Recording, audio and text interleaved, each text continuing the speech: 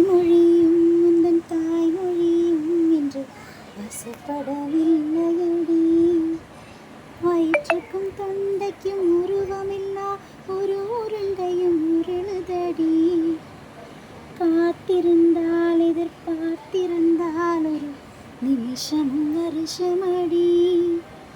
கண்களெல்லாம் உன்னை காண்பது போல் ஒரு கலக்கமும் தோன்றுதடி. இது ஸ்வர்க்கமா நரகமா சொல்லடி உள்ளபடி. நான் வாழ்வதும் பிழை கொண்டு போவதும் உந்தன் மூச்சில்